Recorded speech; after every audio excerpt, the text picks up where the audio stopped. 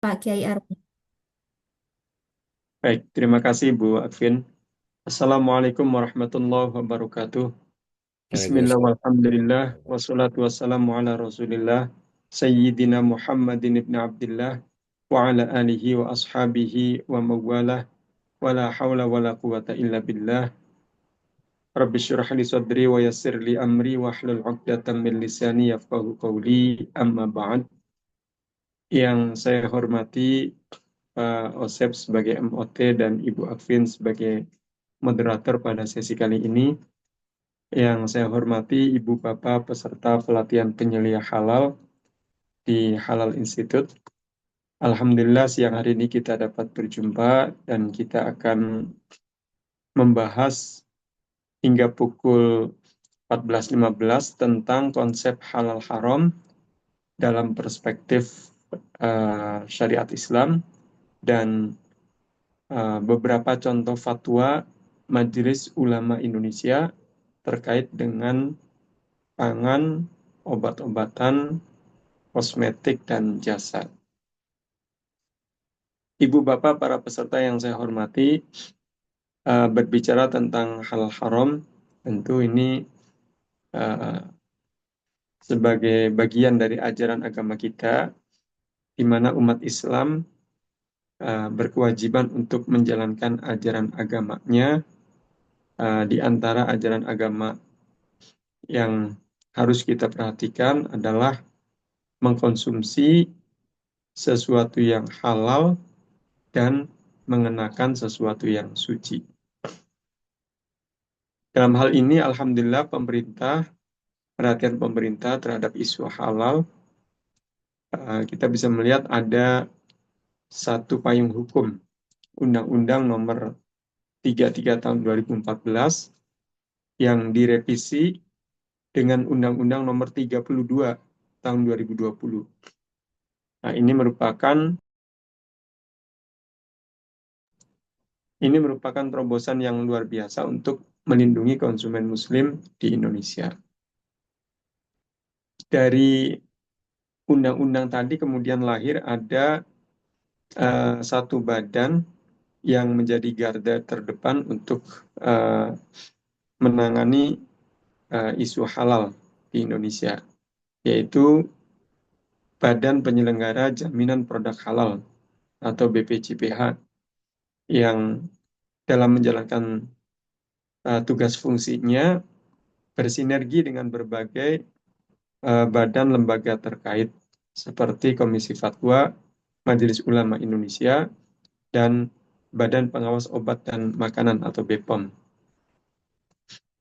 Tentu dengan adanya undang-undang dan juga badan yang menangani tentang isu halal, ini akan menjadi harapan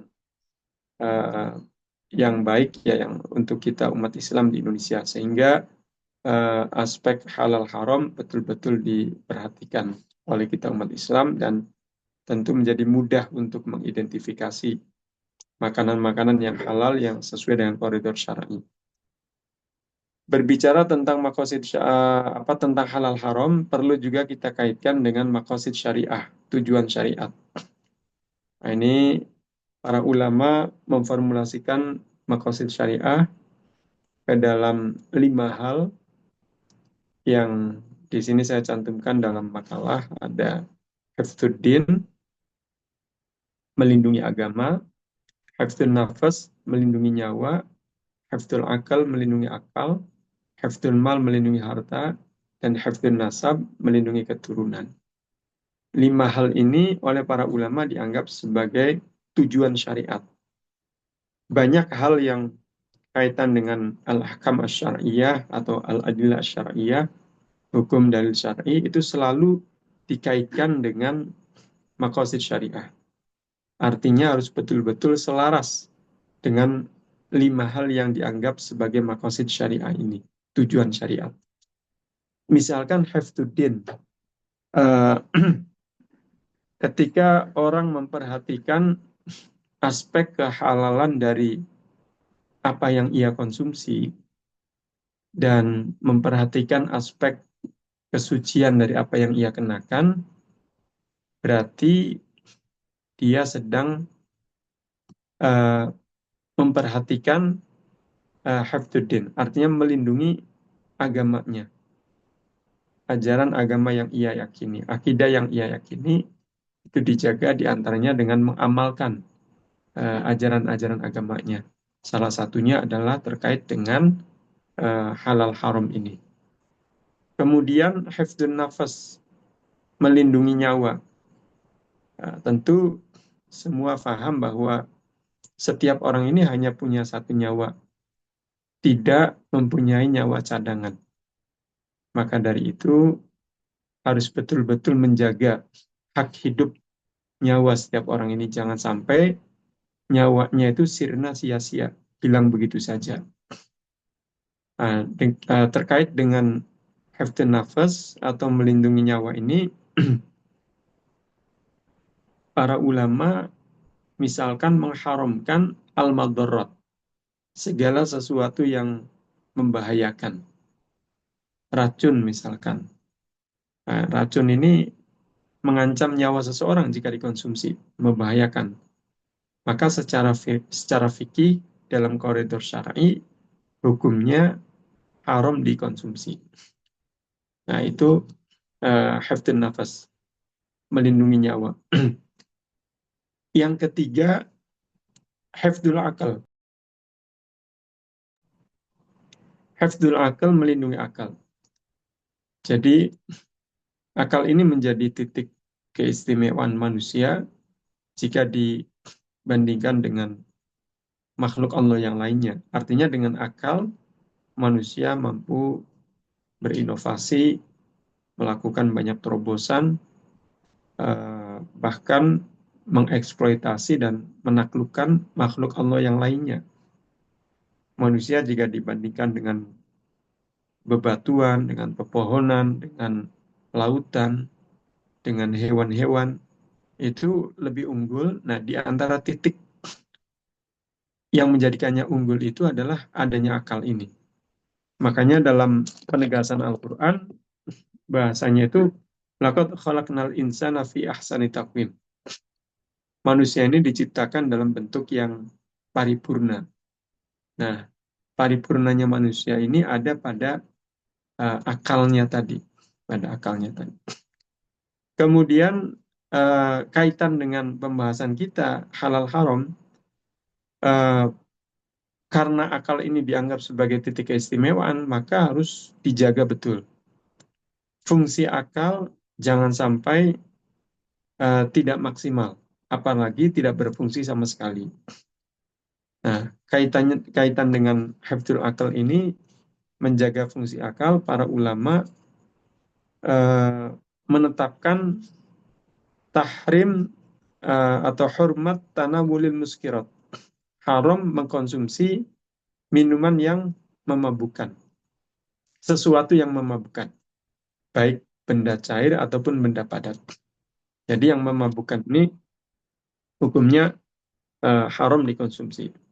Kalau benda cair, misalkan minuman-minuman yang memabukkan dengan berbagai jenis dan mereknya. Nah, ini hukumnya haram. Yang benda padat, misalkan daun ganja atau narkoba atau opium yang tentu dengan berbagai jenis. Nah, ini juga hukumnya sama, haram dikonsumsi. Karena ada unsur iskar, memabukkan, dan itu merusak fungsi akal. Kemudian yang keempat adalah hifdzul mal, melindungi harta. Melindungi harta, jadi sesedikit apapun harta yang kita miliki, sebanyak apapun harta yang kita miliki, itu dalam mentasarrufkannya harus sesuai dengan kebutuhan. Adapun keinginan, ini harus dipertimbangkan terlebih dahulu. Apakah perlu ditasarrufkan atau tidak perlu ditasarrufkan. Jadi istilah dalam fikih itu adamun israf wa taktir. Tidak boleh boros dan tidak pelit. Nah, itu dalam mentasarrufkan harta. Kalau kebutuhan berapapun nominalnya, kita perjuangkan dan kita tasarrufkan. Tapi kalau keinginan sesedikit apapun ya kita pertimbangkan dulu matang-matang apakah perlu ditasarufkan atau tidak. Makanya terkait dengan eh, pembahasan halal haram ini, para ulama misalkan menetapkan bisa saja mengkonsumsi sesuatu yang halal itu menjadi haram hukumnya karena ada unsur israf. Misalkan orang makan mestinya 1-2 porsi cukup, tapi satu ketika dia makannya sampai 10-13 porsi sekaligus dalam satu waktu.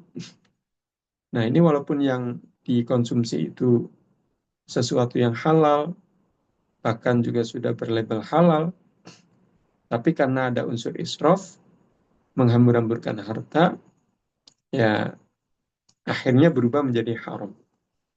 Nah, karena ada unsur israfnya tadi. Nah ini makanya eh, hifdzul mal ini perlu diperhatikan, menjaga, melindungi harta yang kita miliki. Kemudian yang kelima adalah hifdzun nasab, melindungi keturunan. Jadi yang memahami konsep halal haram dan mengamalkannya, mengaplikasikan dalam kehidupan keseharian, itu bukan hanya diri kita saja, akan tetapi juga keluarga kita, istri, suami, anak, cucu kita, semuanya harus memahami dan mengaplikasikan uh, dalam kehidupan keseharian. Ini tentang maqasid syariah yang ada 5 hal tadi. Dan sudah kita kaitkan dengan isu halal haram. Kemudian ada kaidah maqasid syariah. Jadi hukum Islam memiliki maqasid syariah atau tujuan baik secara detail ataupun global. Misalkan tujuan hukum wajibnya zakat fitrah adalah untuk mensucikan jiwa dan harta. Ini tujuannya ada. Nanti bisa detail ataupun global. Nah, yang zakat fitrah kan semua paham bahwa itu kewajiban yang sifatnya personal, itu di malam Idul Fitri mengeluarkan zakat makanan pokok atau nominal uang seharga makanan pokok yang sudah ditentukan. Nah ini adalah kaitan dengan untuk mensucikan jiwa dan harta. Kemudian ada hierarki kemaslahatan. Ini juga termasuk kaidah maqasid syariah. Hierarki kemaslahatan ini ada daruriyat primer, hajiyat sekunder, dan tahsiniyat tersier. Ada daruriyat primer, ini sesuatu yang harus dipenuhi, tidak boleh tidak terpenuhi. Kalau tidak terpenuhi, ini berakibat fatal, yang daruriyat. Kemudian yang hajiyat ini yang sekunder, sekunder ini sebaiknya dipenuhi, kalaupun tidak dipenuhi ya memang tidak berakibat fatal, tapi akan menjadikan hidup seseorang tidak nyaman. Kemudian tahsiniyat atau tersier. Nah, ini yang tersier sebagai pelengkap saja untuk melengkapi yang hajiyat sekunder dan yang doruriyat primer. Nah, kalau kita contohkan dalam konteks apa yang kita konsumsi sehari-hari, yang doruriyat atau primer ini contohnya seperti unsur karbo. Karbo jadi bisa berupa nasi atau jagung atau gandum atau sagu. Nah ini kalau kita kategorikan dalam hierarki kemaslahatan tadi adalah masuk dalam kategori daruriyat atau primer.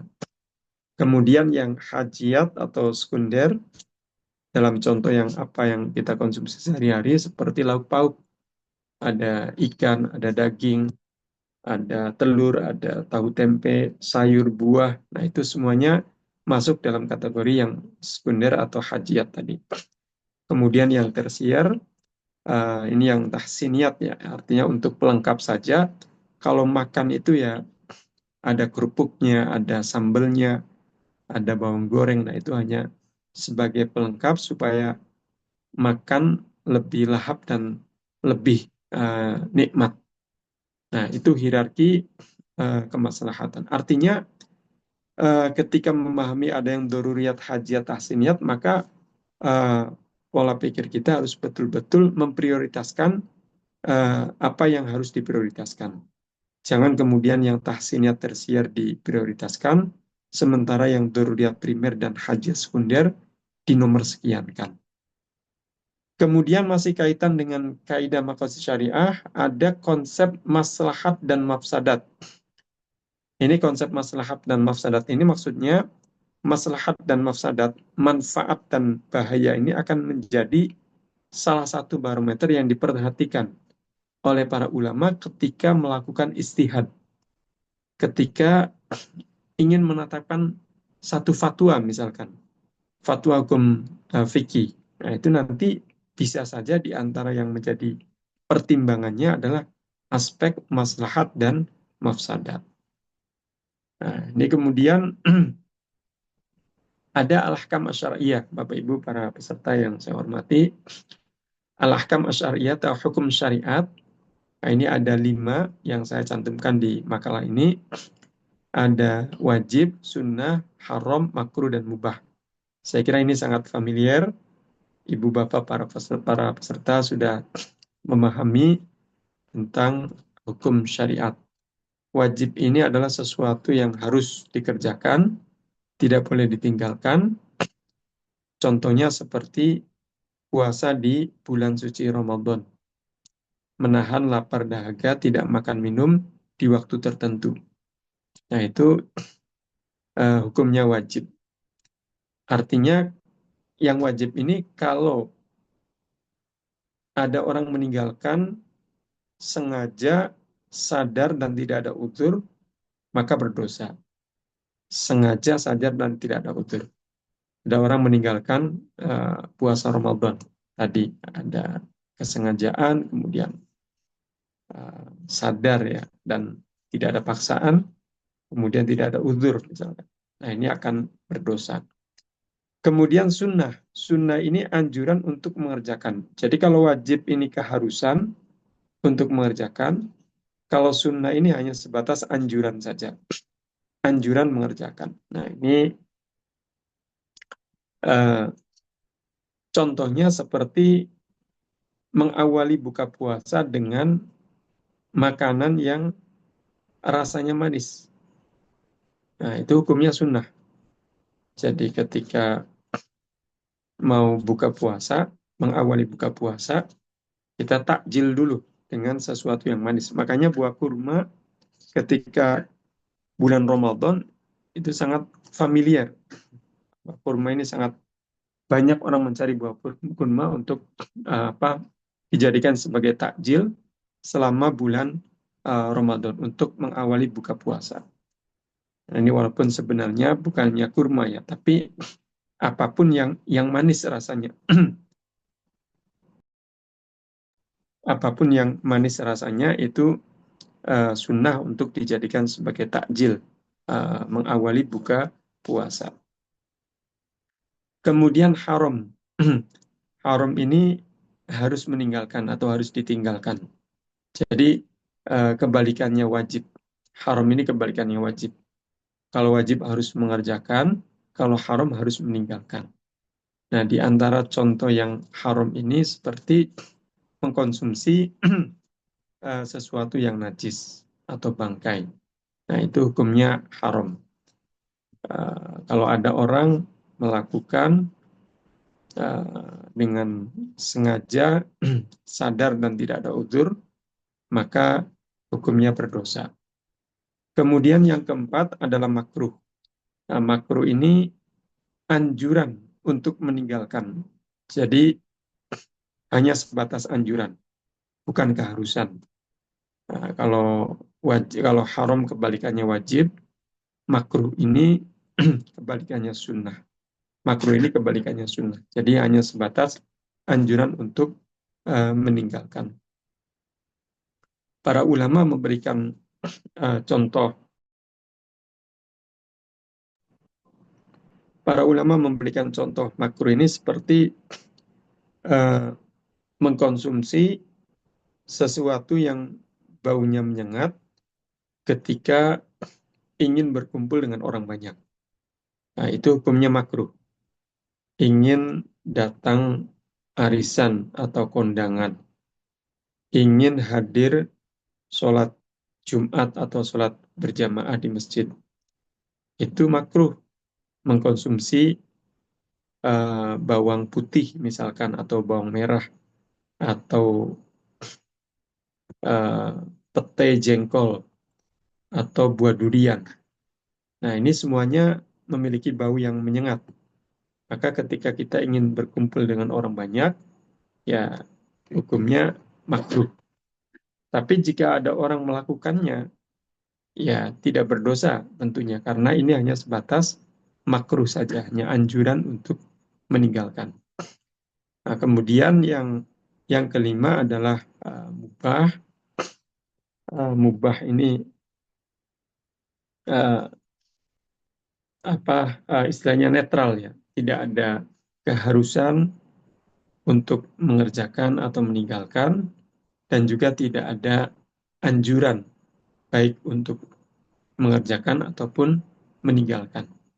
Nah, kalau saya ilustrasikan dalam kendaraan bermotor yang roda 4, mobil ya, yang mubah ini seperti parts dalam posisi netral. Artinya tidak maju dan juga tidak mundur. Nah, yang mubah ini contohnya seperti uh, makan, minum, kemudian jalan-jalan, ngobrol, istirahat. Nah, ini semuanya hukumnya mubah ini. Artinya kalau orang ingin makan atau tidak makan, minum atau tidak minum, yaitu boleh saja. Artinya uh, dalam posisi mubah. Tapi nanti yang dari mubah ini bisa saja berubah menjadi wajib misalkan. Atau dari mubah berubah menjadi haram. Nah, itu bisa. Contoh misalkan dari mubah menjadi wajib. Ada orang yang divonis oleh ahli medis, oleh dokter, dengan satu penyakit yang mengharuskan dia tidak boleh telat makan.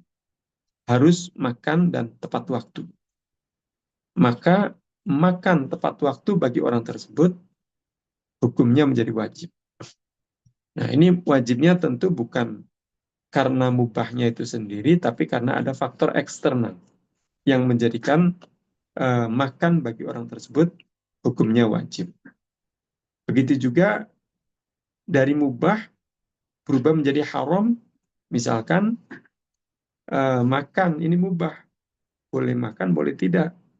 Tapi ketika yang dikonsumsi itu adalah sesuatu yang najis, maka hukumnya menjadi haram makannya. Karena ada faktor tadi, faktor eksternal. Dalam arti ini objek yang dimakannya itu adalah sesuatu yang najis. Baik, Bapak Ibu para peserta yang saya hormati, ini hukum syar'i. Jadi halal haram ini adalah bagian dari hukum syariat, dan menjaga diri dari mengkonsumsi sesuatu yang haram adalah di antara cara untuk hifdzuddin, menjaga agama, hifdzun nafas, menjaga nyawa, hifdzul akal, menjaga akal, hifdzul mal, menjaga harta, dan hifdzun nasal, menjaga keturunan. Nah, kemudian kita akan melihat urgensi halal haram. Bapak Ibu para peserta yang saya hormati, halal haram nanti ada 3 barometer. Yang pertama dalam perspektif ayat Al-Quran, yang kedua dalam perspektif hadis Nabi Shallallahu Alaihi Wasallam, dan yang ketiga dalam perspektif makalah ulama atau statement ulama.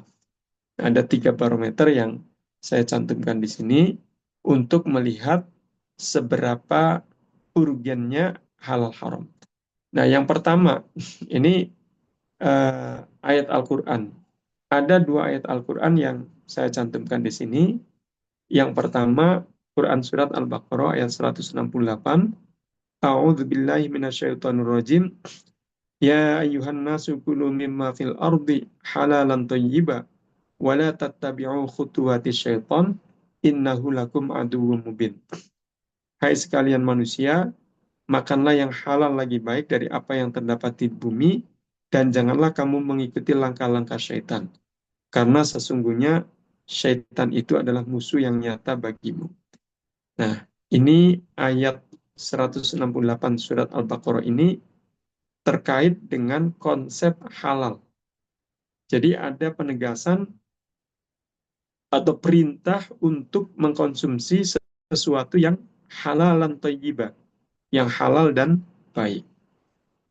Nah, ini tentu uh, sesuatu yang harus kita perhatikan dan harus kita aplikasikan dalam kehidupan keseharian. Kemudian yang kedua, ada masih surat Al-Baqarah ayat 173. A'udzu billahi minasyaitonir rajim. Innama harrama 'alaikumul maitata wad-dama wa lahmal khinziri wa ma uhilla bihi li ghairillah. Faman ittara ghaira baghi wala 'adin fala itsma 'alaihi innallaha ghafurur rahim. Sesungguhnya Allah hanya mengharamkan atasmu bangkai, darah, daging babi, dan daging hewan yang disembelih dengan menyebut nama selain Allah.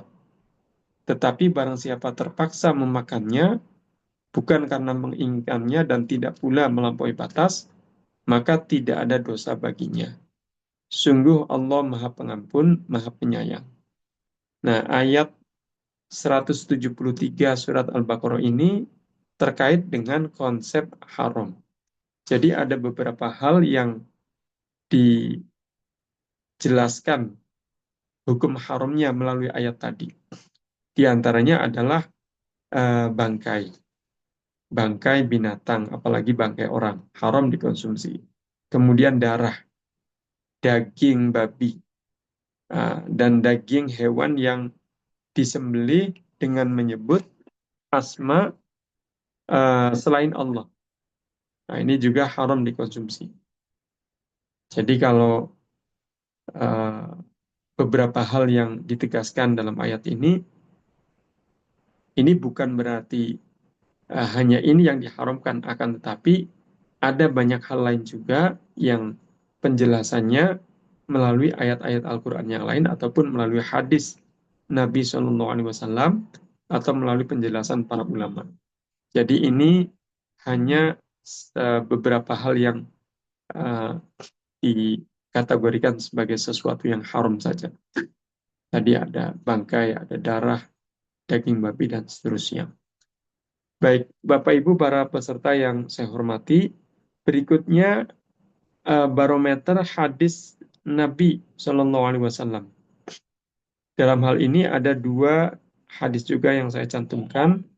Yang pertama hadis riwayat Imam Bukhari dan Imam Muslim. Innal halala bayyinun wa innal harama bayyinun wa bainahuma umurun mustabihatun la ya'lamuhunna katsirun minan nas. Famanit taqwa asyubuhat faqad istabra'a li dinihi wa 'irdihi wa man waqa'a fi syubuhat waqa'a fil haram. Sesungguhnya perkara yang halal itu telah jelas, perkara yang haram juga jelas, dan di antara keduanya terdapat perkara-perkara yang samar, tidak diketahui oleh mayoritas manusia. Barang siapa yang menjaga diri dari perkara-perkara samar tersebut, maka dia telah menjaga kesucian agama dan kehormatannya. Barang siapa yang terjatuh ke dalam perkara yang syubhat, maka dia telah terjatuh kepada perkara yang haram. Nah, hadis riwayat Imam Bukhari Muslim ini menjadi inspirasi utama adanya program sertifikasi halal, baik di Indonesia maupun di berbagai negara yang berpenduduk mayoritas Muslim lainnya. Jadi, sertifikasi halal ini tentu sangat membantu masyarakat Muslim siapapun dalam hal mengidentifikasi makanan, minuman, produk yang sesuai dengan koridor syar'i. Artinya ketika di kemasan satu produk itu ada sertifikat halal, maka siapapun akan mudah untuk mengidentifikasinya. Bahwa makanan itu sesuai dengan koridor syar'i, boleh dikonsumsi. Nah, dalam hadis ini kan jelas, innal halala bayyinun wa innal harama bayyinun, bahwa yang halal harus jelas, yang haram juga jelas. Nah, tapi nanti di antara keduanya ini ada sesuatu yang samar, yang mustabihat. Nah, ini yang samar ini menjadi domainnya para ulama. Nah, ini kita harus ekstra hati-hati. Nanti para ulama akan mengkajinya secara komprehensif. Nanti akan dikategorikan sebagai sesuatu yang halal atau sesuatu yang haram. Nah, yang jelas hadis ini menjadi inspirasi utama adanya program sertifikasi halal. Kemudian hadis yang kedua, hadis riwayat Imam Muslim, kullu zina bin minas sibai wa kullu dhi mikhlabin minat tayri haramun. Setiap hewan buas yang bertaring dan unggas bercakar tajam hukumnya haram. Setiap hewan buas yang bertaring dan unggas bercakar tajam hukumnya haram. Nah, ini uh, di antara hal yang ditegaskan hukum haramnya. Berarti seekor harimau, seekor serigala, seekor buaya itu termasuk binatang buas yang bertaring dan itu haram dagingnya dikonsumsi. Atau burung gagak, burung elang, ini juga haram dagingnya dikonsumsi karena termasuk unggas yang bercakar tajam. Jadi kalau ada orang menyembelih secara syar'i, misalkan seekor harimau disembelih secara syar'i, ini tetap dagingnya haram dikonsumsi. Karena itu termasuk dari binatang buas yang ditegaskan hukum haramnya. Kemudian ada unggas juga ya, unggas yang bercakar tajam. Jadi ini dua ayat Al-Quran dan dua hadis Nabi Shallallahu Alaihi Wasallam yang terkait dengan konsep halal haram. Ini sejatinya lebih banyak Bapak Ibu ayat Quran dan hadis yang terkait dengan konsep halal haram. Tapi yang saya cantumkan di sini di makalah ini hanya sebatas contoh saja. Saya yakin jika Ibu Bapak menelaah lebih jauh dalam Al-Quran ataupun Al-Hadis, pasti akan menemukan lebih banyak lagi. Bukan hanya dua ayat atau dua hadis. Baik, Bapak Ibu para peserta yang saya hormati, berikutnya barometer dari maqalah ulama. Nah, ini statement ulama. Statement ulama di sini saya cantumkan ada tiga. Ada al-aslu fil asya an-nafi'ati al-ibahatu wal aslu fil asya ad-darrati at-tahrim. Ini yang pertama, hukum asal sesuatu yang bermanfaat adalah halal, hukum asal sesuatu yang berbahaya adalah haram. Jadi apapun yang bermanfaat, hukum asalnya halal. Apapun yang berbahaya, hukum asalnya haram.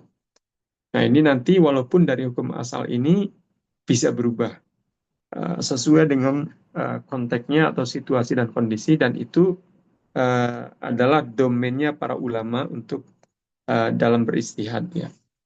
Jadi pokoknya kalau yang bermanfaat ya hukum asalnya halal, yang berbahaya hukum asalnya haram. Kemudian kaidah yang kedua, ini makalah ulama di sini dalam bentuk kaidah fikih ya. Ada tiga kaidah fikih. Nah, ini yang kedua adalah ad-daruratu tubihul mahzurat. Keadaan darurat membolehkan kita melakukan atau mengkonsumsi sesuatu yang diharamkan.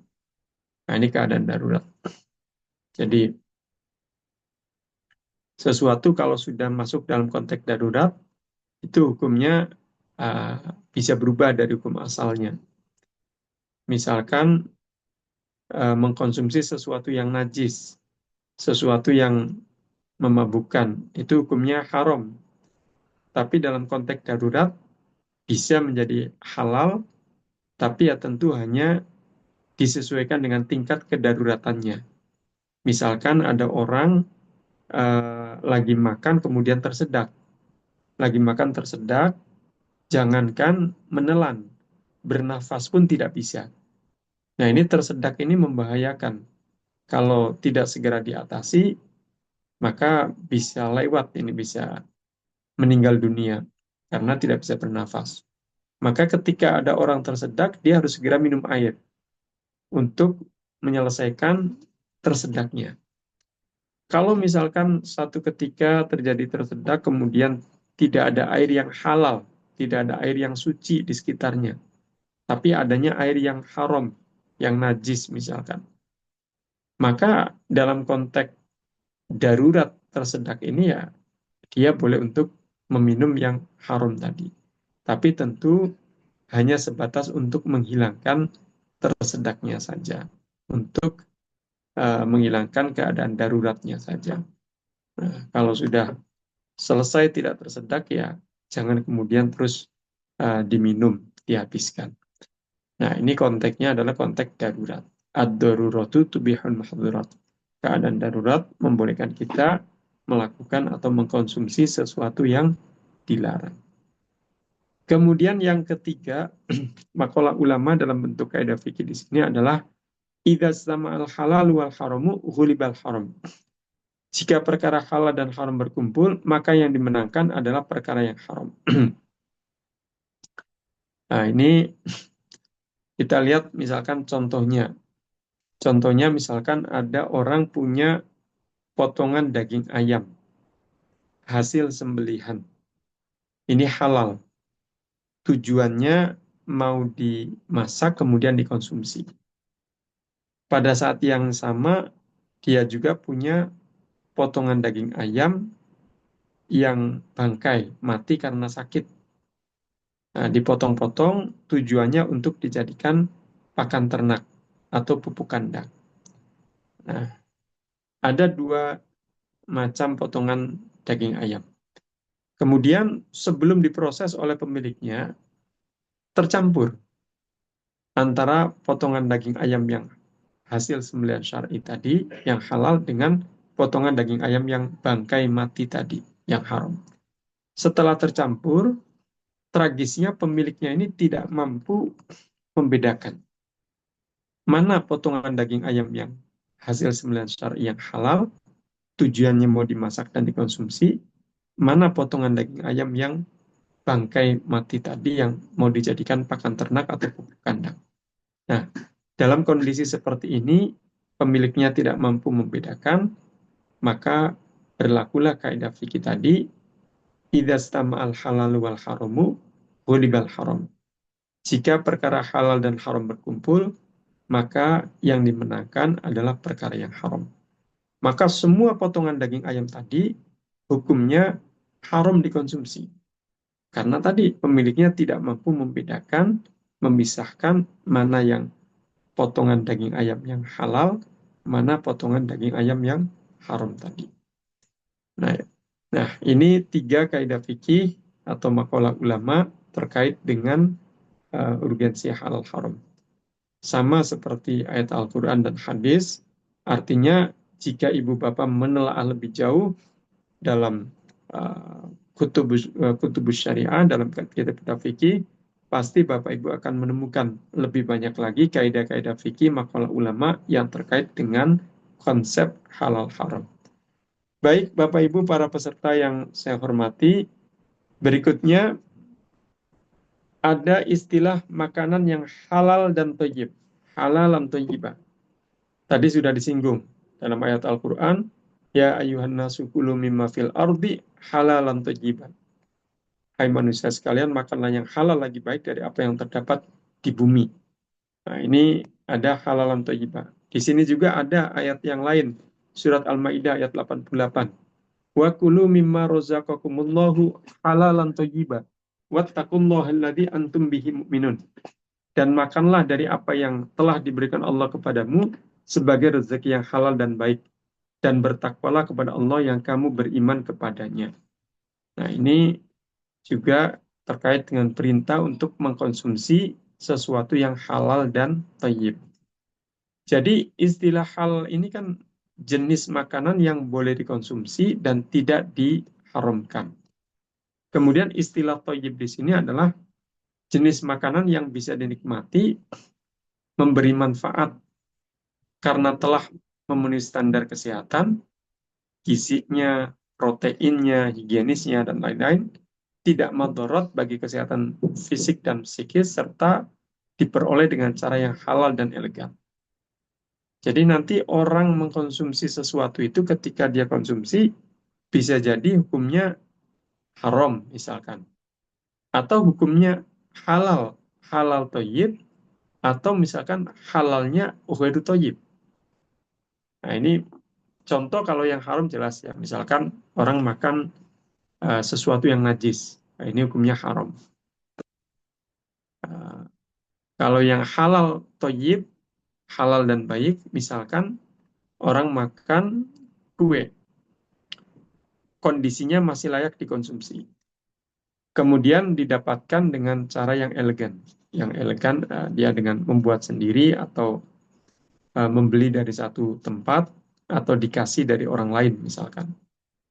Nah ini uh, kemudian dia konsumsi. Nah ini dia statusnya ini mengkonsumsi sesuatu yang halalan thayyibah. Contoh yang halal ghairu thayyib, halal tidak baik. Misalkan orang makan kue, kondisinya sudah agak basi. Sudah agak basi, kemudian dia tetap mengkonsumsinya. Nah, setelah dia makan, nah, kemudian ada pengaruh uh, bagi kesehatannya, misalkan kepalanya agak pening atau perutnya agak mual. Nah, ini akibat dia mengkonsumsi makanan yang sudah agak basi tadi. Nah, ini dia makan makanan yang halal ghairu thayyib. Halal tapi tidak baik. Atau misalkan kondisi makanannya masih bagus, masih layak dikonsumsi. Tapi cara mendapatkannya ini tidak elegan. Dia tidak mencuri ya. Kalau mencuri kan haram. Nah, ini tidak mencuri. Dia cara mendapatkannya misalkan dengan meminta dari temannya atau keluarganya secara paksa. Sehingga pemiliknya itu memberikannya itu dengan tidak sepenuh hati. Nah, kemudian dia makan. Nah, ini bisa jadi statusnya ini adalah halal ghairu thayyib. Halal tapi tidak baik. Nah, itu istilah makanan halalan thayyibah. Jadi yang level tertinggi itu adalah bagaimana kita memperhatikan makanan itu halalan thayyiban, halal dan baik. Kemudian ada sebab keharaman sesuatu. Bapak Ibu para peserta yang saya hormati, nah, di sini saya cantumkan ada 6 hal yang menjadi sebab keharaman sesuatu. Yang pertama adalah an-najis awil mutanajis.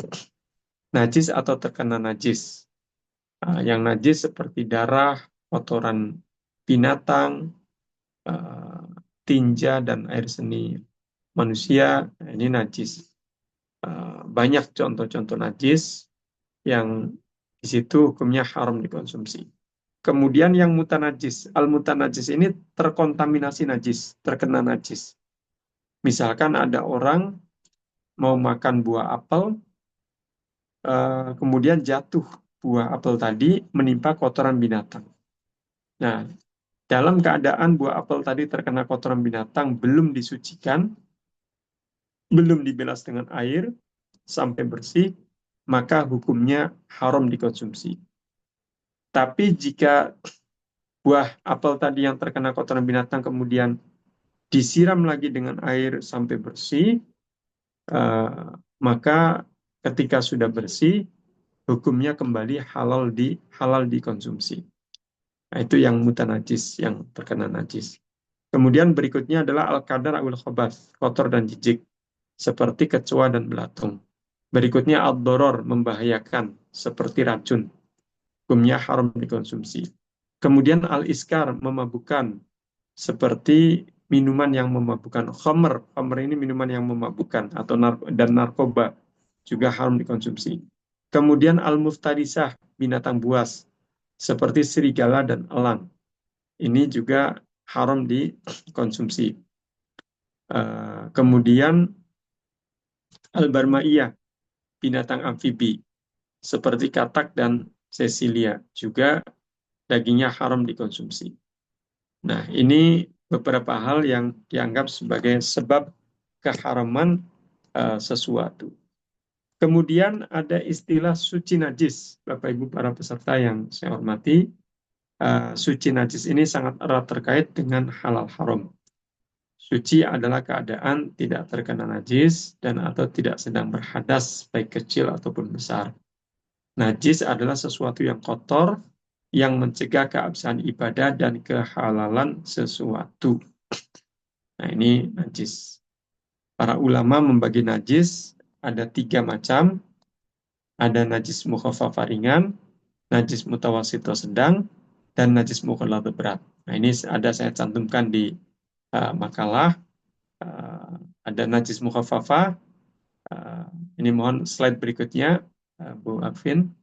Najis mukhaffafa atau najis ringan. Contohnya air kencing bayi laki-laki belum genap usia 2 tahun, hanya mengkonsumsi air susu ibunya saja. Nah, ini kategorinya najis mukhafafah atau najis ringan. Cara mensucikan satu objek yang terkena najis mukhafafah atau najis ringan ini cukup hanya dengan menciprati air saja. Tidak perlu menyiramkan. Artinya dengan menciprati air itu sudah cukup, apalagi menyiramkan air. Nah, seperti itu. Misalkan lantai rumah kita terkena najis mukhafafah, najis ringan. Kemudian kalau ada air seniknya, harus kita keringkan terlebih dahulu. Misalkan kita keringkan dengan kain atau dengan tisu. Nah, setelah kering, baru kita sucikan dengan menciprati air ke lantai yang terkena air kencing bayi laki-laki yang belum genap 2 tahun dan hanya mengkonsumsi air susu ibunya saja tadi. Nah, itu najis mukhafafah atau najis ringan. Yang kedua, najis mutawasito. Ini najis sedang. Ini najis yang banyak kita temukan di sekitar kita, di tempat tinggal kita, di tempat usaha kita, di tempat kerja kita, di berbagai tempat. Itu kebanyakan najis yang kita temukan kategorinya adalah mutawasitoh, najis sedang. Nah, ini kotoran binatang, darah manusia atau darah binatang, muntah-muntahan, dan seterusnya. Itu semuanya kategori najis mutawasitoh atau sedang. Nah, jika ada satu objek yang terkena najis mutawasitoh, ada satu objek yang terkena najis mutawasitoh, maka cara mensucikannya itu dengan menyiramkan air sampai bau, warna, dan rasanya itu hilang. Jadi menyiramkan air sampai warna, bau, rasanya itu hilang. Nah, itu untuk proses pensucian najis mutawasitoh, najis sedang. Misalkan baju kita terkena najis mutawasitoh. Nah, kita bersihkan dengan air sampai tadi kalau ada warna atau ada bau atau ada rasanya itu hilang, disiram dengan air.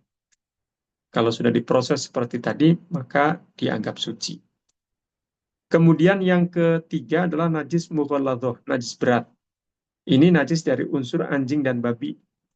Bisa air liurnya, bisa kotorannya, bisa darahnya, bisa bahkan bersentuhan dalam keadaan basah, kitanya yang basah atau anjing babinya yang basah atau kedua-duanya, nah itu akan mengkontaminasi najis mughalladhah, najis berat. Nah, cara mensucikan satu objek yang terkena najis mughalladhah adalah dengan menyiramkan air 7 kali siraman, salah satunya dicampur dengan debu. Baik siraman pertama, atau siraman ke-7, atau siraman ke-5, atau siraman keberapapun, yang penting dari 7 siraman ini, salah satunya dicampur dengan debu. Nah, itu untuk menghilangkan atau mensucikan satu objek yang terkena najis mughalladhah, najis berat. Baik, setelah 3 macam najis tadi, mukhafafah ringan, mutawasito sedang, dan mughalladhah berat, kemudian ada istilah najis ma'fun anhu, najis yang ditolerir, dimaafkan. Nah, ini maksudnya adalah sesuatu ini najis, tapi sudah tidak perlu disucikan lagi. Tidak apa-apa, dimaafkan. Nah, kurang lebih seperti itu.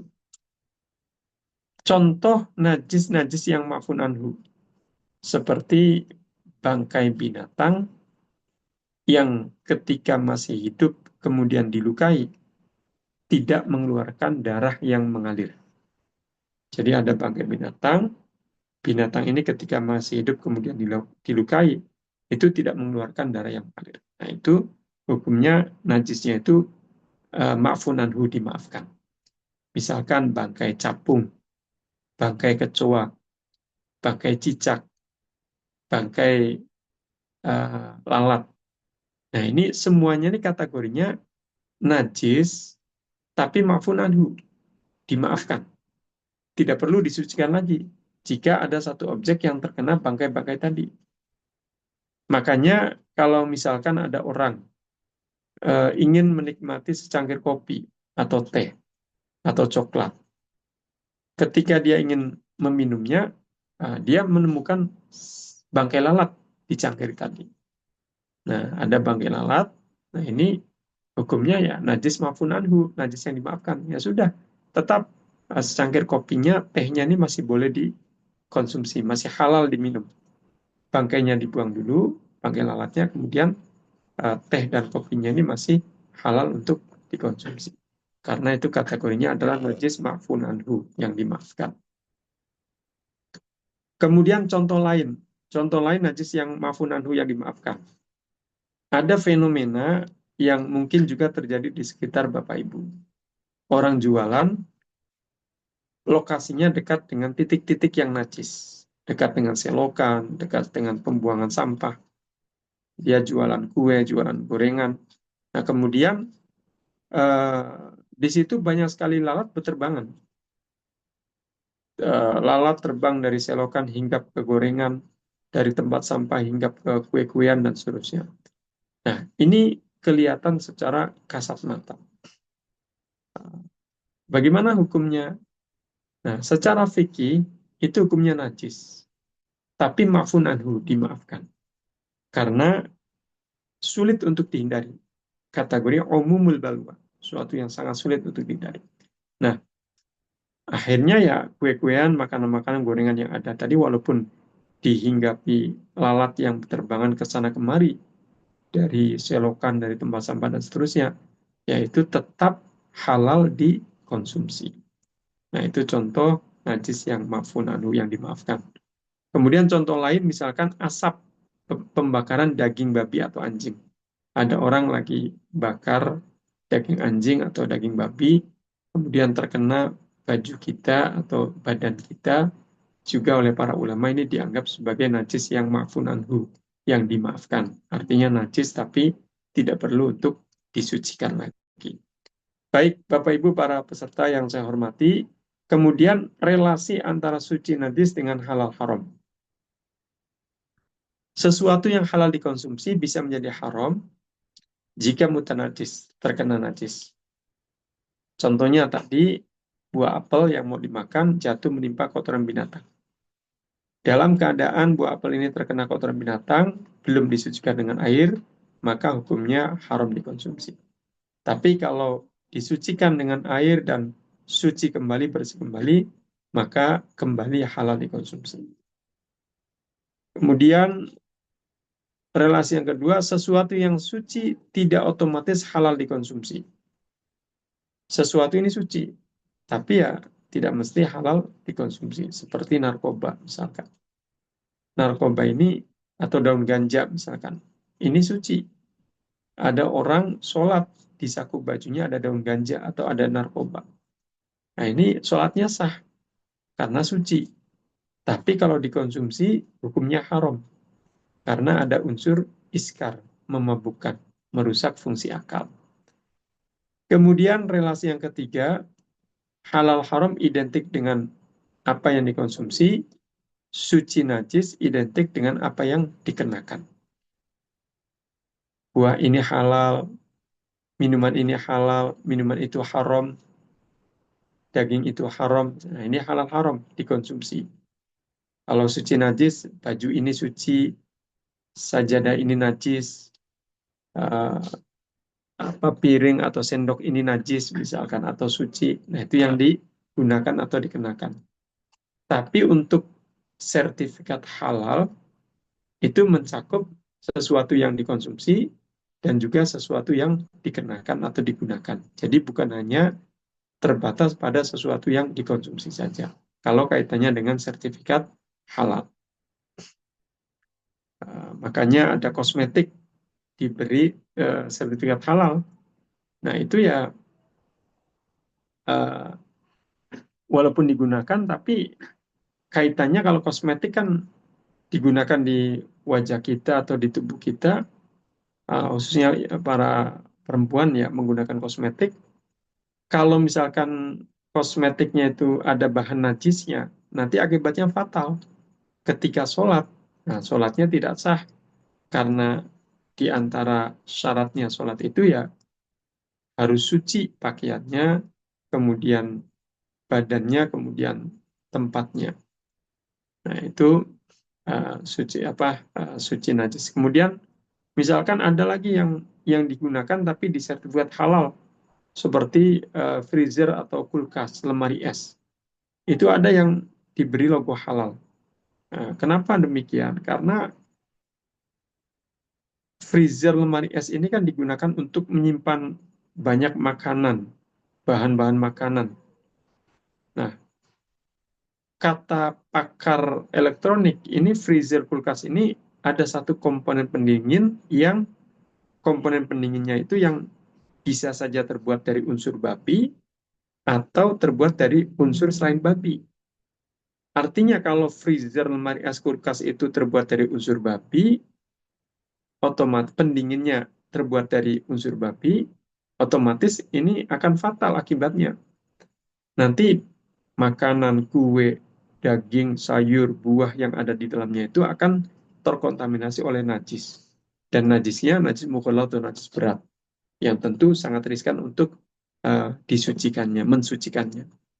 Nah, makanya kalau freezer itu komponen pendinginnya tidak dari unsur babi, maka diberi logo halal, sertifikat halal. Artinya tidak akan berakibat fatal pada makanan atau apapun yang ada di dalamnya tadi.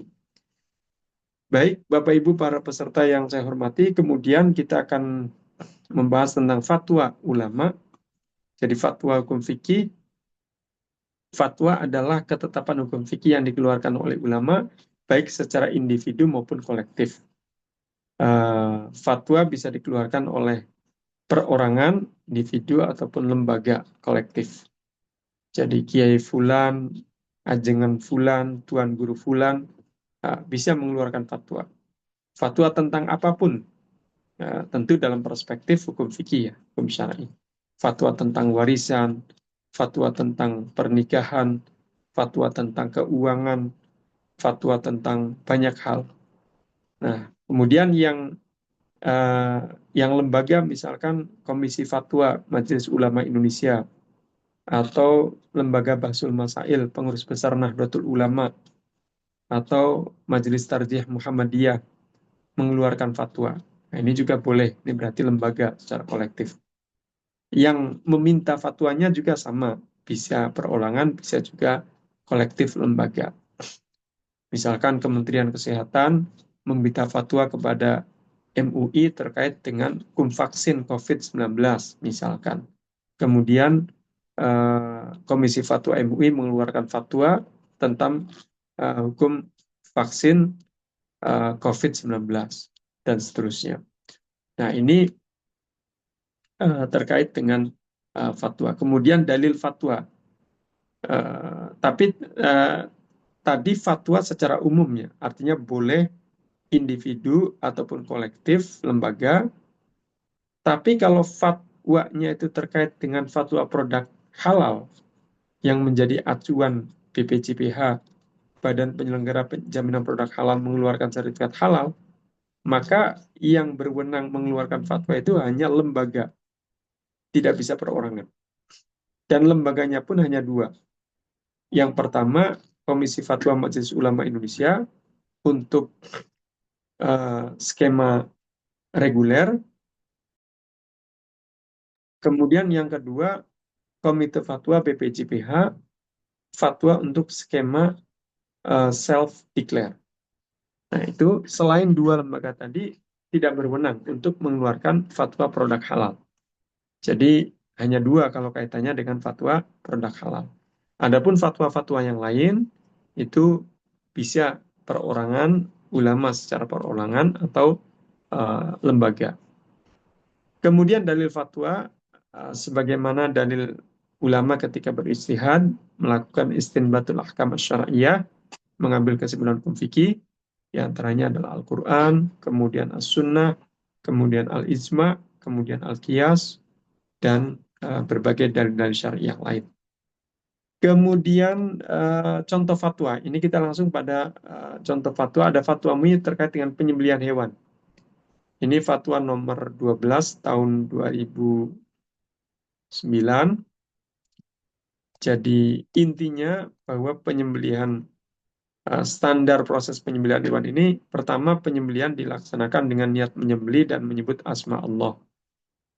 Kemudian penyembelihan dilakukan dengan mengalirkan darah melalui pemotongan saluran makanan al-mari, saluran pernapasan al-hulqum, dan pembuluh darah al-wadajain. Al-mari, al-hulqum, dan al-wadajain. 3 hal yang ada di leher binatang ini harus terpotong. Harus terpotong. Kalau sembelihannya ingin dianggap sah. Kemudian penyembelihan dilakukan dengan 1 kali sayatan secara cepat. Kemudian memastikan adanya aliran darah atau gerakan hewan sebagai tanda hidupnya hewan atau hayatun mustaqirrah. Setelah disayat tadi. Setelah disayat, 3 hal tadi terpotong, itu biarkan darah mengalir deras, atau ada gerakan-gerakan binatang, klepek-klepek ya istilahnya, atau ada suara mendengkur, kalau berupa sapi atau kerbau atau unta atau kambing, itu biasanya ada suara mendengkur. Nah, biarkan sampai kapan? Sampai diam, terdiam. Terdiam artinya memastikan matinya hewan tadi disebabkan oleh penyembelihan tadi. Nah, itu kalau sudah demikian, maka eh, penyembelihannya dianggap sah secara syar'i dan dagingnya halal dikonsumsi. Kemudian standar penyembelihnya sesuai dengan fatwa ini harus beragama Islam dan sudah akil balik. Kemudian memahami tata cara penyembelihan secara syar'i. Kemudian standar alat penyembelihan, apapun yang penting tajam dan bukan berupa kuku, gigi, taring, atau tulang. Jadi apapun yang penting tajam, yang penting bukan berupa kuku, gigi, atau taring dan tulang. Itu boleh dijadikan alat untuk penyembelihan. Itu fatwa tentang penyembelihan hewan. Kemudian contoh lain, fatwa tentang alkohol. Ini fatwa nomor 11 tahun 2009, karena faktanya banyak sekali orang yang masih rancu dalam memahami apa itu al-khamr, apa itu alkohol. Jadi al-khamr itu adalah minuman yang memabukkan, terbuat dari apapun. Pokoknya kalau minuman itu memabukkan, maka dinamakan dengan al-khamr. Itu hukumnya najis dan haram dikonsumsi. Kemudian alkohol. Nah, alkohol ini sesuai dengan fatwa MUI terbagi menjadi 2 macam. Ada alkohol hasil samping industri khamar. Ada alkohol bukan hasil samping industri khamar. Alkohol hasil samping industri khamar hukumnya najis dan haram dikonsumsi. Maksud dari alkohol hasil samping industri khamar ini adalah alkohol yang didapatkan dari satu tempat atau pabrik perusahaan yang memproduksi minuman yang memabukkan, pada saat yang sama juga memproduksi alkohol untuk diperjualbelikan. Nah, ini namanya alkohol hasil samping industri khamar. Ini hukumnya najis dan haram dikonsumsi. Kemudian kategori yang kedua adalah alkohol bukan hasil samping industri khamar. Ini banyak ya sumbernya, misalkan dari buah-buahan fermentasi secara alamiah, karena sejatinya buah-buahan yang sudah masak itu mengandung alkohol dalam kadar yang berbeda-beda. Atau misalkan alkohol yang didapat dari satu perusahaan, satu pabrik yang tidak memproduksi minuman yang memabukkan, tapi hanya memproduksi alkohol untuk kepentingan medis atau kepentingan industri atau kepentingan yang lainnya. Nah, ini alkohol yang bukan hasil samping industri khamr ini hukumnya suci dan jika dikonsumsi ada batasannya. Dalam makanan maksimal 0,5%, dalam minuman maksimal kurang dari 0,5%. Nah, ini hukum alkohol. Jadi, ada alkohol hasil samping industri khamr, hukumnya najis dan haram dikonsumsi. Ada alkohol bukan hasil samping industri khamr, hukumnya suci, dan untuk dikonsumsi ada batasannya 0,5% bentuk makanan, kurang dari 0,5% bentuk minuman. Kemudian fatwa berikutnya adalah tentang mikroba dan produk mikrobial. Ini fatwa nomor 1 tahun 2010. Jadi mikroba dan produk mikrobial ini banyak digunakan untuk proses produksi makanan, minuman, obat-obatan, kosmetik. Nah, ini bagaimana hukumnya secara syar'i? MUI sudah mengeluarkan fatwanya bahwa mikroba pada dasarnya halal selama tidak membahayakan dan tidak terkena najis. Kemudian, jadi intinya tidak tidak terkena najis dan tidak membahayakan. Itu kuncinya. Kemudian mikroba yang tumbuh pada media pertumbuhan yang najis. Nah, sekarang media pertumbuhan yang najis nih. Itu dilihat dulu. Kalau misalkan mikrobanya itu bisa dipisahkan dari media pertumbuhannya, kemudian bisa disucikan dengan air, disiram, maka setelah dipisahkan dari medianya yang najis, kemudian disucikan dengan air, maka hukumnya halal untuk dikonsumsi, dimanfaatkan. Tapi jika mikroba yang tumbuh pada media pertumbuhan yang najis tadi tidak bisa dipisahkan dari medianya dan tidak bisa disucikan dengan air, maka hukumnya haram dikonsumsi, haram dimanfaatkan. Kemudian produk mikroba yang tumbuh pada media pertumbuhan yang dari unsur anjing dan babi, itu hukumnya haram dikonsumsi, haram dimanfaatkan. Baik, berikutnya fatwa tentang daur ulang air. Bapak Ibu para peserta, daur ulang air jadi air yang sudah digunakan atau air yang sudah najis, kemudian proses didaur ulang. Nah, ini bagaimana hukumnya? Dalam fatwa nomor 2 tahun 2010, MUI menegaskan bahwa air daur ulang ini hukumnya halal dikonsumsi, halal dimanfaatkan. Bahkan dalam fatwa ini dijelaskan ada 3 cara untuk proses daur ulang yang nanti hasilnya itu sah, artinya boleh untuk dimanfaatkan airnya. Yang pertama adalah thariqatun nashi dengan cara menguras, yang kedua thariqatul mukatsarah dengan cara memperbanyak volume air, dan yang ketiga thariqatut taghyir dengan cara merekayasa dengan alat dan obat. Nah, ketiga-tiganya diperbolehkan. Sesuai dengan fatwa di sini, boleh dengan cara thariqatun nashi, menguras, boleh cara dengan thariqatul mukatsarah, memperbanyak volume air, dan boleh dengan cara taghyir, merekayasa. Hasilnya halal dikonsumsi, halal dimanfaatkan. Ini satu contoh saja, misalkan thariqatun nashi dengan cara menguras, ada sumur ketimpa bangkai binatang. Airnya berubah, baunya, rasanya, warnanya. Nah, ini najis. Air sumur tadi najis. Nah, gimana cara mendaur ulangnya? Bangkainya diambil, setelah itu sumurnya dikuras dulu, setelah dikuras keluar air yang baru, nah itu sudah dianggap suci. Halal dikonsumsi, halal dimanfaatkan. Kemudian thariqatul mukatsarah, memperbanyak volume air. Misalkan di satu daerah yang tandus, tidak ada sumber air, masyarakat di situ mendapatkan air bersih harus menempuh jarak yang jauh dan antri yang cukup lama karena jauh dan sulit mendapatkan air. Misalkan satu ketika ada penduduk di situ sudah mengumpulkan air di beberapa ember di rumahnya. Air bersih dia kumpulkan di ember-ember dan di galon-galon. Eh, Ternyata satu ketika satu embernya itu ketiban najis. Nah, dia bingung nih, satu ember ketiban najis. Mau dia manfaatkan ini sudah najis karena ada ketiban najis tadi. Mau dibuang, dia berpikir ulang. Ini mendapatkannya begitu susah payah ini. Jaraknya jauh dan antriannya lama. Nah, akhirnya dia daur ulang air ini.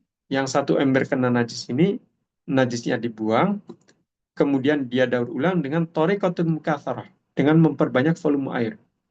Dicampurkan dengan ember-ember yang lain. Satu ember ini campur dengan 5, 6, 7, 8 ember yang lain. Nah, setelah dicampurkan, maka kembali menjadi suci. Kembali menjadi suci, kemudian uh, halal untuk dikonsumsi dan dimanfaatkan. Nah, itu Thoriqat al-Mukatsarah. Nah, kemudian yang terakhir adalah Thoriqat at-Taghyir dengan rekayasa. Ini yang terjadi di kota-kota besar.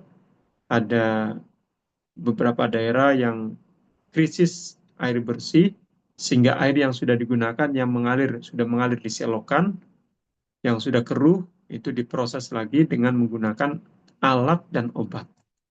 Nah, sesuai dengan fatwa di sini, hukumnya boleh, dengan syarat alat dan obatnya itu tidak terbuat dari sesuatu yang najis. Jadi syaratnya itu alat dan obatnya tidak terbuat dari sesuatu yang najis. Nah, itu hasilnya boleh dimanfaatkan, boleh dikonsumsi. Kemudian fatwa yang terakhir di sini ada fatwa tentang kopi luwak, Bapak Ibu. Kopi luwak adalah biji kopi yang dimakan binatang luwak, kemudian keluar lagi bersama kotoran binatang luwak masih dalam keadaan utuh, tidak pecah.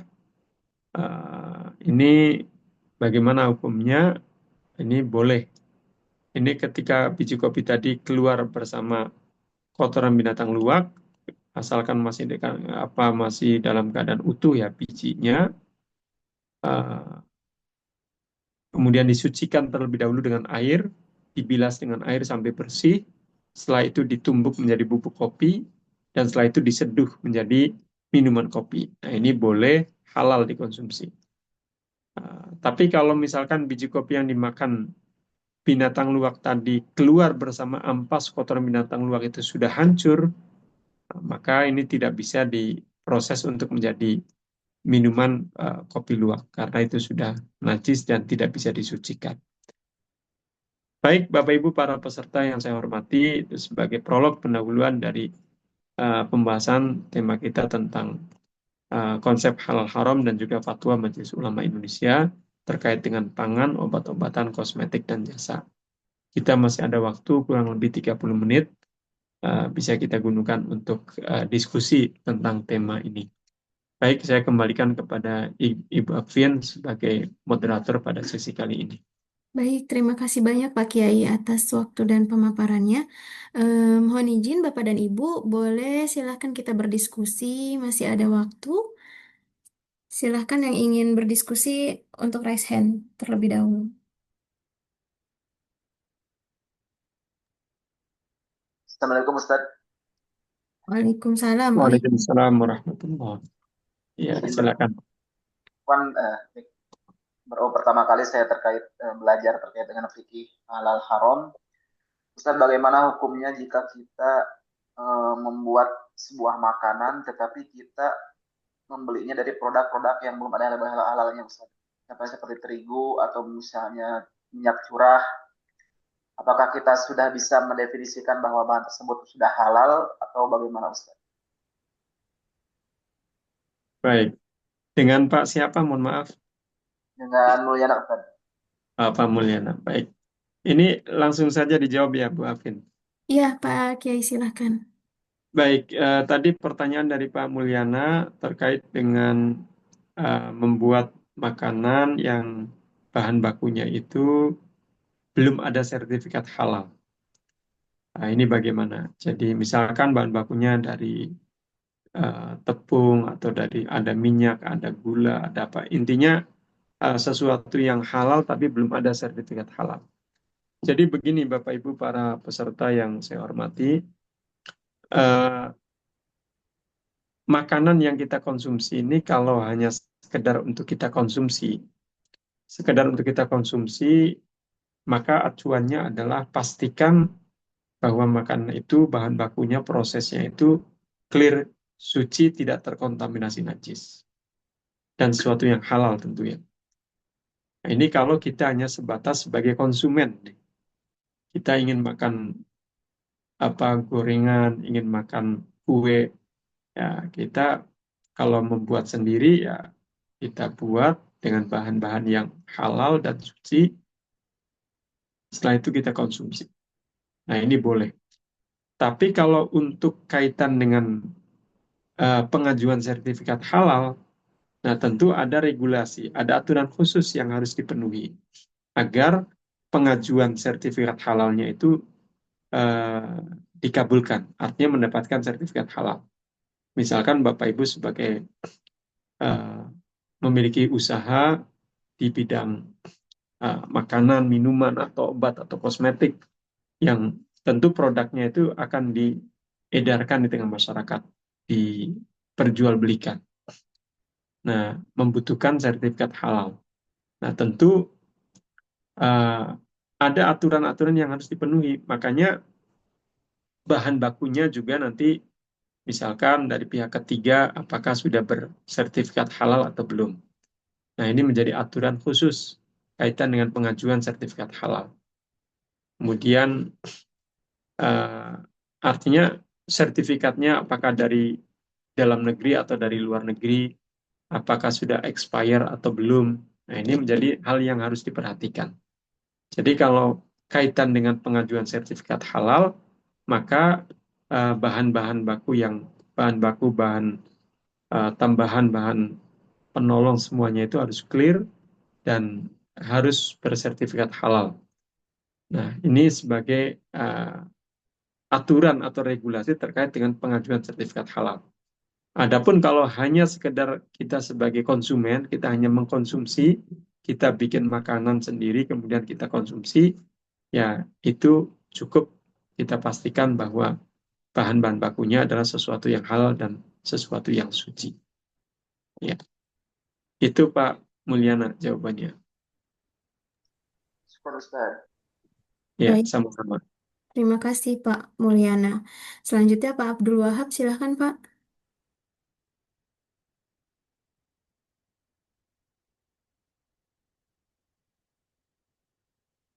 Mohon izin Pak, masih di mute Pak. Boleh diklik dulu yang audionya supaya tidak termute. Ya, terima kasih atas waktunya. Jadi saya baru pertama kali mengikuti kegiatan ini. Tadi ada makalah innal halala bayyinun wa innal harama bayyinun. Jadi halal itu ya jelas, harus jelas. Terus haram itu juga segitu. Ini pertanyakan tadi ada contoh tentang kopi luwak. Kopi Iya, luwak itu putusan MUI itu di di fatwa itu halal dengan alasan bahwa kopi luwak itu tidak hancur. Apakah biji-bijian, misal eh, kayak jagung yang iya. dimakan oleh ya hewani tersebut tapi tidak hancur, apakah itu bisa menjadi halal? Itu Pak. Karena yang umum Iya, itu kan kopi, sedangkan jagung itu juga dimakan juga oleh hewan tersebut. betul. Ya, terima kasih, Mas. Baik, Pak Abdul Wahab tadi ya. Jadi tadi dalam fatwamu itu ada contoh kopi luwak, Ya, yang mana prosesnya itu kan biji kopinya dimakan dulu binatang luwak, kemudian keluar lagi bersama kotorannya. Nah, dengan syarat masih dalam keadaan utuh, tidak hancur, tidak pecah. Nah, itu bisa diproses menjadi bubuk kopi luwak, disucikan terlebih dahulu. Ini juga berlaku betul Pak Wahab. Jadi pada biji-biji yang lain ketika dimakan binatang, misalkan jagung atau yang lainnya dimakan binatang, misalkan dimakan oleh ayam, kemudian keluar lagi bersama kotoran ayam, masih dalam keadaan utuh, tidak hancur, tidak pecah, tidak hancur, maka ini bisa nanti disucikan dengan air. Itu namanya statusnya itu mutanajis, terkena najis tadi.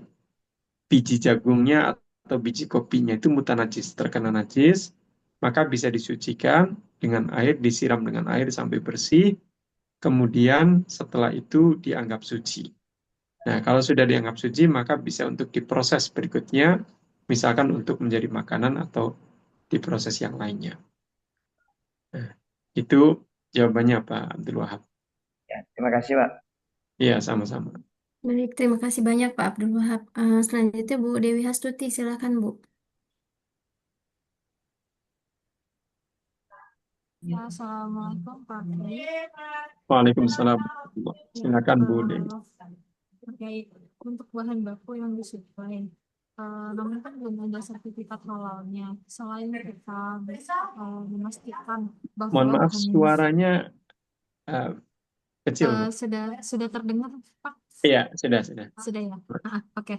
Eh, untuk bahan baku yang disuplai, namun belum ada sertifikat halalnya. Selain kita memastikan bahwa bahan baku yang disuplai itu benar dari bahan baku yang halal, eh, namun kan belum ada sertifikatnya, Pak. Sebagai data Betul. pendukung untuk membuktikan bahwa ini bisa, ini tuh halal gitu, Pak. Nah, itu bagaimana, Pak? Ada kayak dokumen lainnya gitu, Pak? Baik. Ibu Dewi Astuti ya. Tadi ada bahan baku dari pihak ketiga, tapi belum bersertifikat halal. Nah, ini gimana? Ini sebenarnya sesi saya ini sebenarnya hanya pada fikih saja, Bu. Artinya fikih halal haram, karena nanti ada narasumber lain yang terkait dengan teknis pengajuan sertifikat halal, ada pembahasan titik kritis, ada juga yang kaitan dengan bahan baku yang pihak ketiga seperti tadi. Nah, itu nanti Bu Dewi bisa tanyakan lanjut pada narasumber berikutnya. Tapi saya sekilas saja nih, Bu, sekilas saja ini. Tapi nanti lebih tepatnya pada pembahasan berikutnya dengan narasumber yang terkait dengan teknis pengajuan sertifikat halal. Jadi sekilas saja kalau misalkan produk Bapak Ibu ingin diajukan sertifikat halal, nah ini tentu ya harus memenuhi syarat kriteria ketentuan yang berlaku untuk pengajuan sertifikat halal. Nah, nanti ada titik-titik kritis yang menjadi perhatian semuanya ketika misalkan bahan baku yang disuplai oleh pihak ketiga, ini apa saja yang harus dipenuhi, apakah harus bersertifikat halal, ketika sertifikat halalnya itu dari luar negeri, tidak dari Indonesia, ini bagaimana? Nah, itu ada penjelasannya, ada ketentuan dan aturannya. Nanti bisa Ibu Dewi tanyakan pada narasumber pada sesi untuk terkait teknis pengajuan sertifikat halal. Namun intinya betul tadi Bu Dewi yang sampaikan Bu Dewi, jadi dicek apa komposisinya itu apakah sesuatu yang halal suci itu juga perlu dicek. Nah, adapun eh, nanti untuk diajukannya nanti bisa eh, ditanyakan lebih lanjut ya Bu Dewi.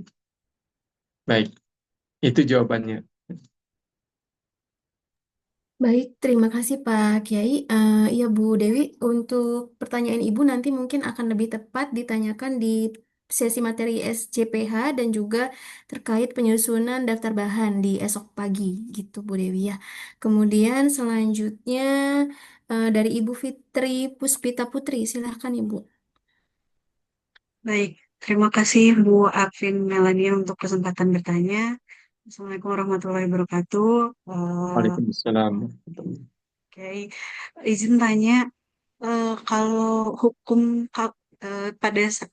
pada masa sekarang ini tuh ada beberapa jenis pengobatan, salah satunya produknya adalah produk biologi seperti itu ya Pak ya. Nah, Di mana produk biologi ini salah satu contohnya adalah sel punca atau stem cell yang biasanya dibuat dari bagian tubuh manusia.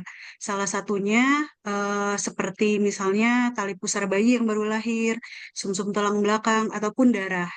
Nah, nah, tadi itu Bapak menyampaikan bahwa ya darah adalah salah satu hal yang diharamkan. Hanya saja saya ingin bertanya kalau misalnya untuk dalam hal pengobatan, di mana mungkin pengobatan ini bukan satu-satunya jalan, tapi salah satu alternatif yang mungkin lebih baik dibandingkan pengobatan konvensional yang saat ini ada gitu ya. Kita menggunakan produk biologi yang berupa sel punca atau stem cell yang diambil dari darah manusia misalnya Pak dari darah pendonor. Nah, itu sebenarnya halalkah atau bagaimana hukumnya kurang lebih seperti itu Pak gitu. Terima kasih. baik, Ibu Fitri tadi ya, terkait dengan obat biologis. Jadi, kalau berupa makanan atau kosmetik, atau sesuatu yang eh, tidak menjadi kebutuhan medis yang satu-satunya ya, satu-satunya cara, itu tidak boleh menggunakan sesuatu yang najis dan tidak boleh menggunakan dari tubuh manusia. Tadi ada tali pusar bayi, ada sumsum tulang belakang, ada darah. Kalau untuk kosmetik itu tidak boleh. Atau untuk produk makanan minuman itu juga tidak boleh. Nah, terkait dengan obat, nah ini obat ini kan bukan makanan, bukan minuman ya. Artinya obat ini untuk kondisi darurat, untuk keadaan darurat. Nanti dilihat dulu Bu Fitri. Kalau misalkan obat biologis yang terbuat dari bahan yang tubuh manusia tadi itu hanya satu-satunya cara pengobatan, maka itu namanya konteks darurat. Kalau hanya satu-satunya, misalkan ada penyakit A, tidak bisa disembuhkan kecuali dengan obat biologis yang terbuat dari sumsum tulang belakang orang, misalkan manusia, atau terbuat dari tali pusar bayi atau dari darah manusia. Kalau itu hanya satu-satunya, maka itu konteksnya darurat dan diperbolehkan. Tapi kalau misalkan ada alternatif lain yang juga sama efektifnya, maka yang menggunakan organ tubuh manusia tadi itu tidak diperbolehkan. Jadi intinya yang kosmetik, terutama kosmetik ya, ini uh, tidak boleh menggunakan dari organ tubuh manusia. Kalau obat tadi dilihat apakah ada alternatif lain yang sama efektifnya. Kecuali kalau tidak ada, berarti itu konteksnya darurat dan itu diperbolehkan. Ya, itu jawabannya Bu Fitri. Bagaimana Bu Fitri? Ya, cukup jelas. Terima kasih Pak. Terima kasih Bu Akwin. Ya, Baik, sama-sama. terima kasih banyak Bapak dan Ibu. Apakah ada lagi? Mungkin ada yang bertanya terkait misalnya PRP, kan sekarang juga banyak tuh ya di industri kosmetik. Mungkin Bu Yeni ada pertanyaan terkait mungkin bahan penolongnya yang dari turunan babi sebagai katalisnya, sebagai enzimnya. Ya, Assalamualaikum warahmatullahi wabarakatuh. Waalaikumsalam warahmatullahi wabarakatuh. Ini Pak mau menanyakan, jika misalkan Pak saya Silakan. dari perusahaan kosmetik ya Pak ya. Dengan Ibu siapa? Mohon maaf. Ini Pak, Oh ya, silakan Bu. saya kebetulan saya dari perusahaan kosmetik ya Pak ya. Misalnya Baik. kan kami memproduksi kosmetik, kemudian kan ada di mana masa kami itu akan menunggu kosmetik tersebut didiamkan dulu gitu Pak sebelum dikemas. Nah, seandainya saat didiamkan itu ada binatang atau ada kotoran binatang yang masuk dalam kosmetik itu cara untuk mensucikan apa gitu Pak? Apa kita harus dibuang atau memang ada cara sendiri atau hanya diambil saja yang kotorannya udah suci atau bagaimana Pak? Yang pertama itu, yang kedua misalnya kita menggunakan kuas. Kuas itu kan kita tidak tahu ya itu dari unsur mengandung babi atau tidak gitu ya. Nah, Baik. saat digunakan itu apa hukumnya seperti itu, Pak? Terima kasih ya. Baik. Ada dua pertanyaan dari Ibu Yeni tadi. Yang pertama terkait dengan proses pembuatan kosmetik yang kemudian terkena najis. Ini bagaimana cara menyikapinya atau mensucikannya. Jadi kalau misalkan ada bahan baku yang suci, kemudian terkontaminasi oleh najis. Terkontaminasi oleh najis ini kita lihat dulu bahannya itu bahan cair atau bahan yang padat. Kalau misalkan bahan cair ya, kalau bahan cair kalau volumenya, istilahnya volumenya itu lebih dari 270 liter, maka ketika terkena najis, kemudian tidak ada perubahan, artinya tidak berpengaruh ya adanya najis tadi, maka cairan tadi masih dianggap suci dan itu tinggal diambil saja yang titik najisnya itu. Kalau volumenya itu volume yang banyak, kalau dalam fikih volume banyak itu 270 liter atau lebih. Nah, nanti tinggal titik najisnya diambil, kemudian sisanya itu masih dianggap suci. Tapi kalau misalkan yang bahan baku yang cair tadi kemudian volumenya sedikit, maka ketika ketimpa najis ya otomatis menjadi najis. Otomatis menjadi najis artinya tidak boleh digunakan untuk proses berikutnya karena cairannya itu sudah dianggap najis. Mutanajis terkena najis dan karena bentuknya cair maka tidak bisa disucikan. Nah, sekarang kalau misalkan bentuknya itu bukan cair, bentuk padat, misalkan seperti kayak tepung kayak gitu ya, atau misalkan dalam bentuk padat yang lainnya, maka ketika tertimpa najis, diambil saja najis dan titik sekitarnya. Jadi yang najisnya ini dibuang dan titik sekitarnya itu diambil kemudian dibuang. Adapun selebihnya itu masih dianggap suci dan boleh dilanjutkan, boleh dimanfaatkan. Nah, itu terkait dengan tadi proses produksi kosmetik yang ketimpa najis. Kemudian pertanyaan yang kedua itu ada bahan baku yang diragukan ya Bu, apakah ada unsur babi atau tidak gitu ya? Bahan kayak ini Pak, kuas gitu, kayak kuas untuk pembersihan, Oh baik, alat untuk membersihkan alat. iya. Jadi kuas ini kan bisa jadi terbuat dari bulu babi atau dari bulu selain babi. Nah kalau dari bulu babi tentu ini akibatnya fatal ya. Akibatnya fatal kenapa? Karena nanti yang akan digunakan kuas tadi menjadi terkontaminasi najis dan najisnya itu najis mukhaladhah, najis berat.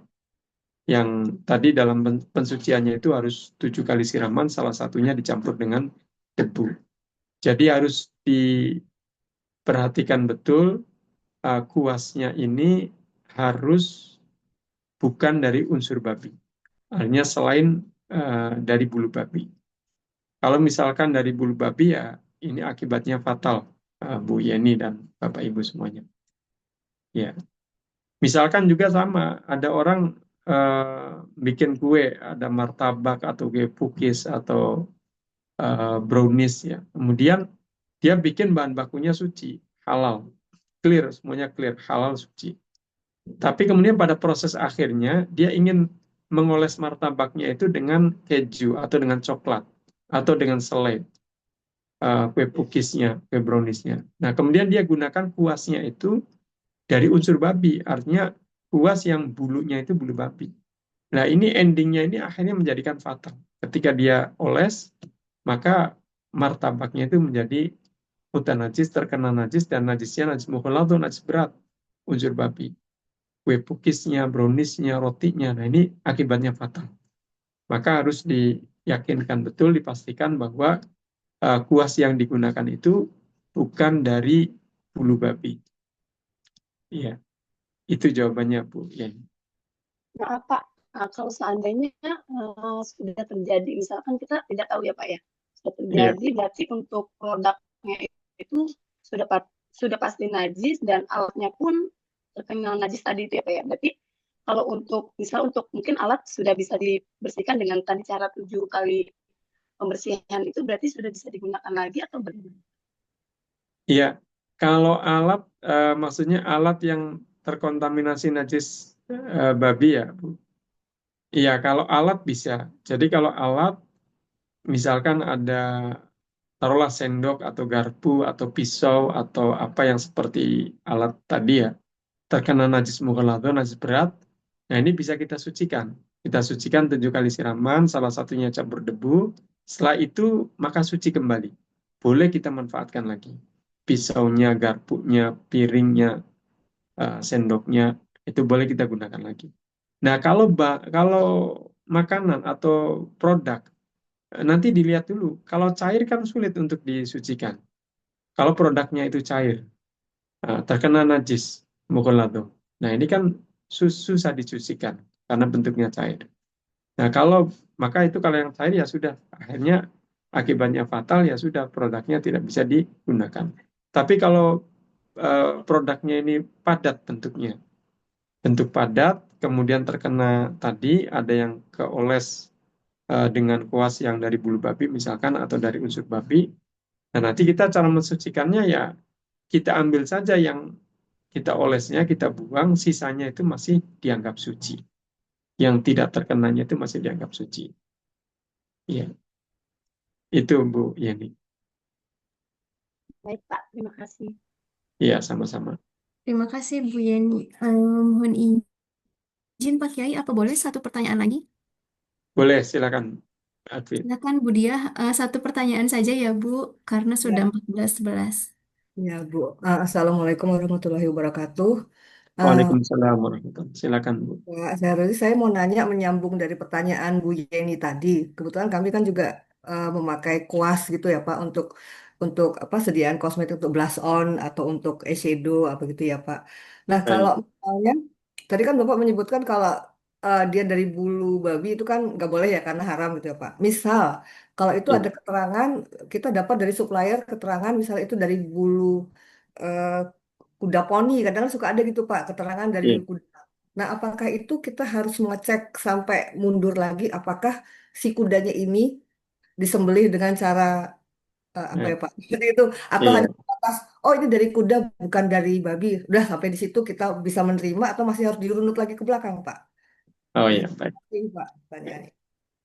Baik, pertanyaan dari Ibu Dia tadi, kuas yang digunakan itu ya betul. Pertama, harus dipastikan bukan dari unsur babi.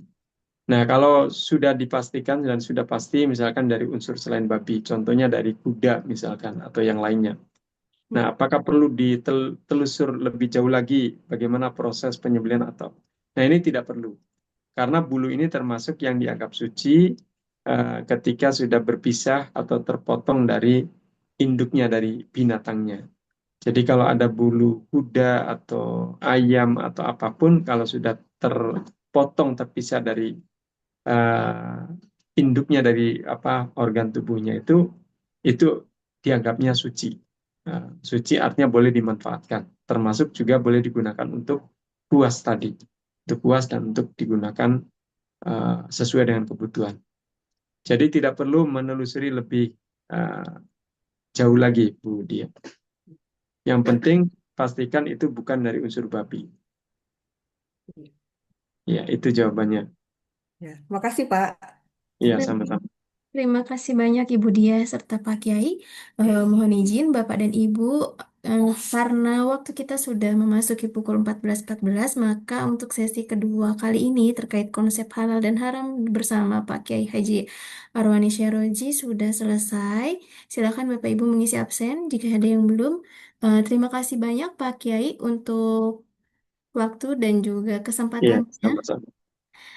Pak Kiai mohon izin bisa atau boleh closing statement. Baik, baik Bu Alvin.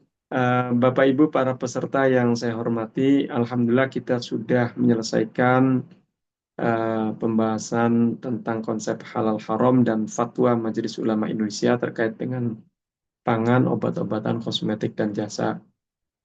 Mudah-mudahan diskusi kita ini bermanfaat dan tentu ini menjadi informasi yang penting.